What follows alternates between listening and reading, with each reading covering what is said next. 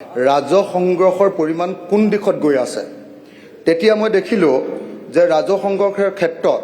কেন্দ্ৰৰ যিটো অনুদান বা গ্ৰাণ্ট সেই গ্ৰাণ্টটো 2021-22ত 30,326 কোটি টকা আছিলে কিন্তু কেন্দ্ৰৰ গ্ৰাণ্ট সেইটো গৈ কমি 21,250 কোটি টকা হৈ গ'ল এটো 24-25ত কেন্দ্ৰীয় চৰকাৰে আমাক মানে বঞ্চনা কৰিছে ছাৰ তাৰ পাছত যদি চাওঁ যে কেন্দ্ৰৰ গ্ৰাণ্ট যেনেকৈ কমিলে ফাইনেন্স কমিশ্যনৰ যিটো অংশ যিটো ডিভলিউশ্যন বুলি কয় আমি যিটো পাওঁ সেই ফাইনেন্স কমিশ্যনৰ যিটো অংশ সেই অংশটো আমি দেখিছোঁ যে 21-22ত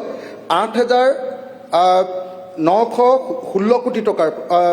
16 কোটি টকাৰ পৰা এইটো কি হ'ল ফাইনেন্স কমিশ্যনৰ অংশটো গৈ আমি দেখিলোঁ যে সেইটোও কমি গুচি গ'ল ফাইনেন্স কমিশ্যনৰ অংশ আমি 8,916 কোটি টকাৰ পৰা কেন্দ্ৰীয় চৰকাৰে আমাক কমাই 1,356 কোটি টকালৈ 24-25 বৰ্ষত কমাই দিলে এতিয়া ছাৰ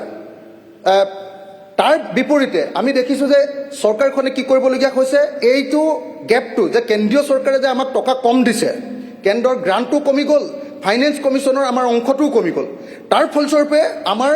অসমে কি কৰিবলগীয়া হৈছে এতিয়া ৰাজহুৱা ঋণ বঢ়াই দিবলগীয়া হৈছে আমি ধাৰ বেছিকৈ ল'বলগীয়া হৈছে ছাৰ 21-22ত যি সময়ত আমাৰ ধাৰ আছিলে ছাৰ 14,896 কোটি টকা সেই ধাৰ গৈ আমাৰ হিমন্ত বিশ্ব শৰ্মা চৰকাৰে ধাৰ ল'বলগীয়া হৈছে 30,673 কোটি টকা ছাৰ ধাৰৰ পৰিমাণ সাংঘাতিক বাঢ়ি গৈছে কিন্তু কেন্দ্ৰীয় চৰকাৰৰ অনুদান আৰু ফাইনেন্স কমিশ্যনৰ যিটো অংশ সেই অংশ ছাৰ কমি গৈ আছে আৰু তাৰ বিপৰীতে কি কৰিবলগীয়া কৈছে যে অসমৰ মানুহৰ ওপৰত মাধ মাৰি অসমৰ যি কৰ ৰাজহ সেই কৰ ৰাজহ বৃদ্ধি কৰিবৰ কাৰণে অসমৰ মানুহৰ পৰা ধৰক এক্সাইজ ডিউটি বা এনেকুৱা ধৰণৰ কৰ ৰাজহ মানে এক্সাইজ ডিউটি যিবিলাক আছে আপোনাৰ ইনকাম টেক্স তাৰপিছত এই যিবিলাক ডিউটি আছে প্ৰপাৰ্টি টেক্স এইবিলাক বঢ়াই ছাৰ কি কৰিবলগীয়া হৈছে 47,684 কোটি টকাৰ পৰা সেইটো বঢ়াই গৈ এতিয়া 70,306 মানে আমাক লুণ্ঠন পুৰা কৰিবলগীয়া হৈছে কেন্দ্ৰীয় চৰকাৰৰ পৰা পইচা নোপোৱাৰ কাৰণে এতিয়া মোৰ প্ৰশ্নটো হ'ল যে কেন্দ্ৰীয় চৰকাৰৰ পৰা একে ডাবল ইঞ্জিনৰ চৰকাৰ থকাৰ পাছতো ৰাজ্য চৰকাৰে কিয় কেন্দ্ৰৰ পৰা টকা কমকৈ পাবলৈ ধৰিছে আৰু সেইকাৰণে দিনে দিনে ঋণ বঢ়াবলগীয়া হৈছে নেকি আৰু এই ঋণৰ পৰিমাণ যে ইমান বৃদ্ধি কৰিছে ইমান যে ধাৰ ল'বলগীয়া হৈছে আৰু ইমান যে কৰৰ বোজা জাপি দিবলগীয়া হৈছে তাৰ বিপৰীতে এই অৰ্থনীতিক আৰু অসমৰ ৰাজ্যৰ পক্ষত আনিবৰ কাৰণে এই চৰকাৰৰ কি ব্যৱস্থা হ'ব অনাৰেবল মিনিষ্টাৰ অধ্যক্ষ ডাঙৰীয়া মাননীয় সদস্য অখিল গগৈ ডাঙৰীয়াই যিটো কথা কৈছে যে সেইটো নহয় আচলতে যে আমাৰ যিটো আমাৰ সেইটো নহয় মানে কি হয় আৰে উত্তৰটো শুনি লওক না ইয়াত ছাৰ লিখি থৈছে আৰে এইকাৰণে তেখেতে কৈ আছে পিছত ক'ব আপুনি ছেকেণ্ড ছাপ্লিমেণ্টাৰী কৰিলেই হ'ল উত্তৰটো শুনক ন আৰে উত্তৰটো শুনক না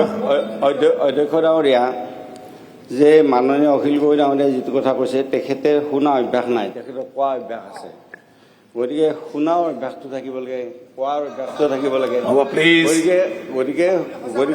আমাৰ কথাটো হ'ল যে আমাৰ এইটো কথা নহয় যে আমাৰ যিটো ৰেভিনিউ পজিশ্যন আজিৰ দিনটোত আমাৰ চৰকাৰৰ আমাৰ বৃদ্ধি হৈছে আমাৰ যিটো আমাৰ GSDP সেইটো বৃদ্ধি হৈছে আৰু GSDPটো বৃদ্ধি হ'ব মানে ছাৰ ৰেভিনিউ নহয় ছাৰ আৰে উত্তৰটো ৰেভিনিউ কথা সুধি আছো মই আপুনি ছেকেণ্ড ছাপ্লিমেণ্টাৰী ৰেভিনিউ কথা সুধি আছো পঢ়ক না আৰে মিনিষ্টাৰেহে জানিব আৰু আপুনি মিনিষ্টাৰেহে জানিব আপুনি আকৌ কুৱেশ্যন কৰিব পাৰিব আপুনি শুনকচোন চৰকাৰেহে জানিব আচলতে আমাৰ অধ্যক্ষ ডাঙৰীয়া যে ৰেভিনিউ পজিশ্যনটো আমাৰ 2022-23 চনৰ পিছত ৰেভিনিউ ৰিচিভ পজিশ্যনটো আমাৰ ৰাজ্যখনৰ ভাল হৈছে আৰু আমাৰ এটা কথা আছে যে 15 ফাইনেন্স কমিশ্যনৰ আমাৰ যিটো ডিভলিউশ্যনৰ কথাটো কৈছে গতিকে সেই 15 ফাইনেন্সত আমাৰ ৰেভিনিউ ডেফিচিট যিটো আছিল সেই ৰেভিনিউ ডিফিচিট তেখেতৰ যিটো আপত্তি কৰিছে তেখেতে যে ৰেভিনিউ ডেফিচিটৰ দুটা ইনষ্টলমেণ্ট আমি তাতে পোৱা নাই কিন্তু 16 ফাইনেন্স কমিশ্যনত এইবাৰ এই গোটেইখিনি ব্যৱস্থা কৰা হৈছে আৰু দ্বিতীয় কথাটো মোৰ প্ৰশ্নটো তেখেতে বুজি পোৱা নাই ছাৰ আপুনি পিছত শুনিব পাৰিব বুজি পাই মই উত্তৰটো দি আছোঁ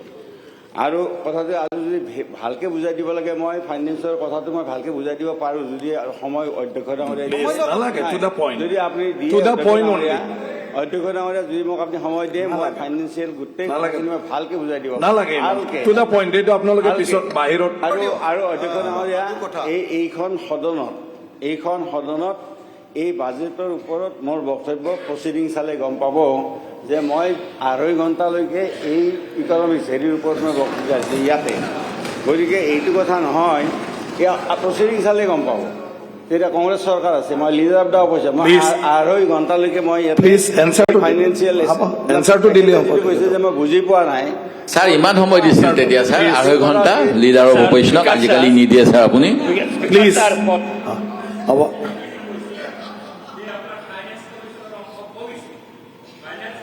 অংক কমিছে reply কেলে কৰি আছে। কমিছে সেইটো কওক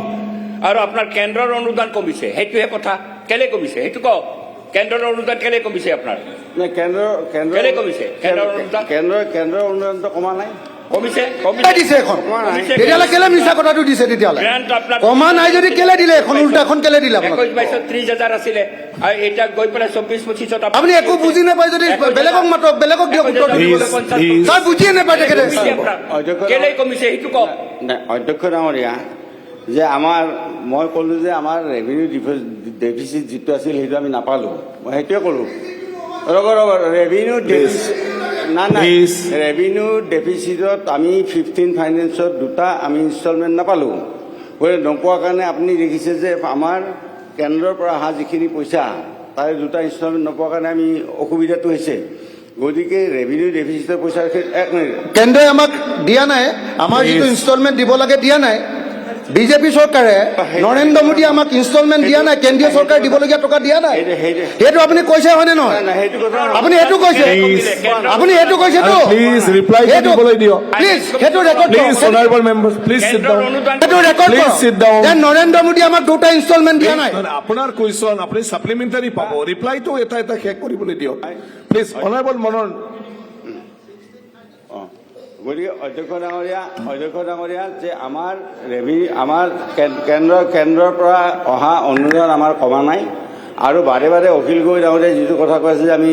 সেইকাৰণে আমি ঋণ ল'ব লগা হৈছে কিবা ল'ব লাগিছে যে ঋণটো যেতিয়া ল'ব তেতিয়াহ'লে আপুনি ভুল তথ্য দিছে, Please. ইয়াত দেখুৱাই দিছে নাই, অনুদান Please. কমিছে বুলি দেখুৱাই দিছে ছাৰ। আপুনি ছাপ্লিমেণ্টাৰী ছাৰ ইয়াত দি আছে হয় গ'ল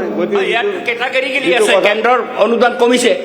আপুনি চাওক লিষ্টখন চাওক আপোনালোকে দিয়া লিষ্টখন চাওক কেন্দ্ৰৰ অনুদান আপোনাৰ 21-22 30,000 কোটি টকা আছে 30,326 আপোনাৰ